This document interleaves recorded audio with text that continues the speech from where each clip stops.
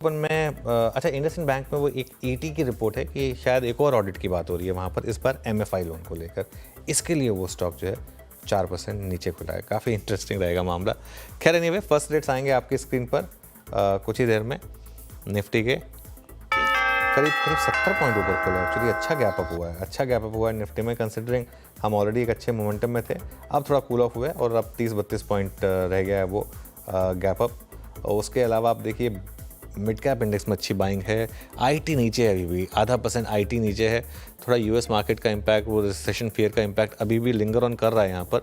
Mid cap में buying है 1/3% की, स्मॉल कैप 0.5% ऊपर है। एडवांस डिक्लाइन अभी के लिए तो अच्छा है, 1300 बढ़ने वाले शेयर और करीब 300 गिरने वाले शेयर, तो एक बार के लिए तो अभी तक एडवांस डिक्लाइन आपको स्क्रीन पर अच्छा ही दिखाई देगा। उसके अलावा आप देखिए, आप सेक्टोरल हीट मैप देखते हैं एक बार ज़रा किस तरीके का है, उसके बाद आगे बढ़ेंगे। यहाँ पर सबसे ऊपर मेटल्स है करीब करीब 1.25% ऊपर, वो स्टील का इम्पैक्ट प्लस डॉलर इंडेक्स का इम्पैक्ट। आईटी नीचे है 3/4%, ऑटो हल्का सा नीचे है। उसके अलावा oil and gas, capital goods index, real estate, यहाँ पर थोड़ी सी बाइंग है। पीएसयू बैंकों में अच्छी बाइंग है। आज हमने बात भी की थी कि पीएसयू बैंक चलने चाहिए यहाँ से। 3/4% पीएसयू बैंक ऊपर है। निफ्टी एफएमसीजी 0.5% ऊपर है, लेकिन क्लियरली आज का इंडेक्स ऑफ द डे अभी तक तो है मेटल्स, करीब करीब 1.5% ऊपर इस समय आपको मेटल्स इंडेक्स ट्रेड करता हुआ दिखाई देगा। और आईटी उसके उलट 1% नीचे अब आपको ट्रेड करता हुआ दिखाई देगा।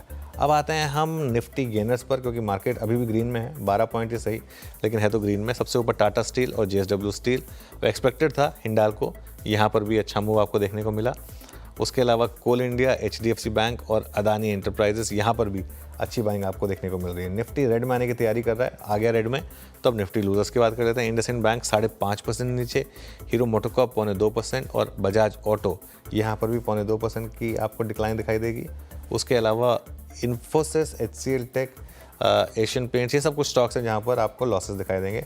निफ्टी हल्का सा रेड में, सबसे ऊपर टाटा स्टील और जेएसडब्ल्यू स्टील, सबसे नीचे IndusInd bank, hero MotoCorp, Infosys, Bajaj auto, Asian Paints, ये कुछ स्टॉक्स हैं जहाँ पर आपको गिरावट दिखाई देगी। कुल मिलाकर करीब 15-16 पॉइंट नीचे अब आप निफ्टी पर ट्रेड करते हुए दिखाई देंगे।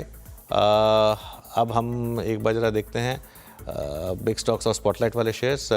सेल और जेएसडब्ल्यू स्टील ग्रीन में खुलते हुए करीब 1.5%। एसबीआई हल्का सा रेड में है। बैंक ऑफ बड़ौदा और कैनरा बैंक, यहाँ पर आपको हल्की सी पॉजिटिविटी दिखाई देगी। स्पॉटलाइट वाले शेयर्स देखते हैं दोनों क्या कर रहे हैं इस समय। और जेएसपीएल 1.5% ऊपर और इटर्नल यानी कि जोमेटो करीब करीब 0.25% ऊपर आपको ट्रेड करता हुआ दिखाई देगा। लेकिन आज का clearly stock of the morning IndusInd bank, एक बार वापस लेकर आइए जरा स्टॉक को। आज ये मिस हुआ है हमसे एक्चुअली फ्रैंकली, क्योंकि न्यूज़पेपर की टॉप न्यूज़ थी ये। 6% नीचे है ये स्टॉक इस समय इंडसइंड बैंक, और क्लियरली यहाँ पर इस समय थोड़ी सी प्रॉब्लम। वीरू के पास चलते हैं, एफएनओ में क्या हुआ ये जानते हैं। वीरू गुड मॉर्निंग, बताइए। जय अनुज, एफएनओ में डेरिवेटिव्स में क्या एक्टिव है, जरा पहले शुरुआती में देखते हैं कि क्या क्या मूव दे रहा है इस वक्त। मेटल्स में थोड़ी बहुत सुगबुगाहट है। उसके बाद पीएनबी हाउसिंग, ये एक स्टॉक जो कि आज अच्छा के डिलीवर कर रहा है। मेरे स्क्रीन पे जिन जिन स्टॉक्स में अब तक मूव आ रहे हैं उसमें पीएनबी हाउसिंग है। मन्नापुरम कंप्लीटली बैकफुट पे आके ट्रेड करता हुआ यहाँ पे पीएनबी हाउसिंग इस वक्त ऑलमोस्ट सिंक हो रहा है। और मन्नापुरम फाइनेंस में एक बार लेके आएंगे प्लीज़ जरा, ये क्या कर रहा है, इस ट्रजेक्टरी को देखता हूँ मैं यहाँ पे।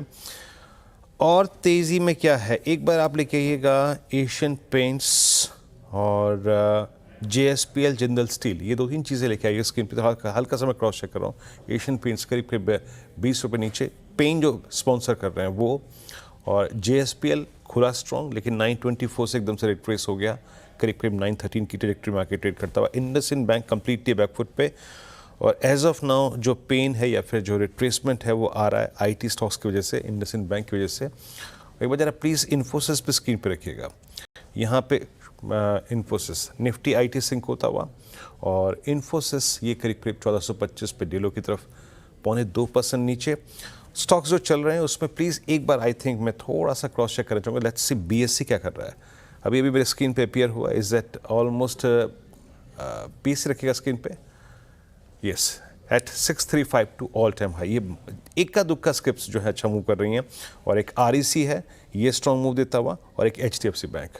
बहुत ज़्यादा अगर आप देखें इस वक्त कंसिडर करने वाले स्टॉक्स नहीं है, लेकिन इस वक्त थोड़ा मेटल्स में और एक्सचेंजेस में बीएससी और एक एचडीएफसी बैंक अच्छा करता हुआ। अनुज देखिए इन्फोसिस 2% नीचे। मैं फिर वही एक चीज़ जो कह रहा था कि कल एक बार के लिए भले शॉर्ट कवरिंग आ गई थी, लेकिन नंबर ख़राब थे और इसके लिए कोई लॉजिक नहीं था कि वो बहुत ज़्यादा चलते।